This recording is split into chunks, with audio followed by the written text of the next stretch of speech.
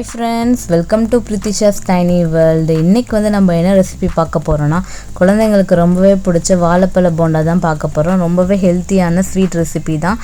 பார்த்துட்டு என்னோட சேனலை மறக்காம சப்ஸ்கிரைப் பண்ணிக்கோங்க. அப்பதான் நான் போடுற மினியேச்சர் வீடியோ நீங்க அடுத்தடுத்து பார்க்க முடியும். இப்போ வாங்க நம்ம வீடியோக்குள்ள போய் எப்படி செய்யுதுன்னு பார்க்கலாம்.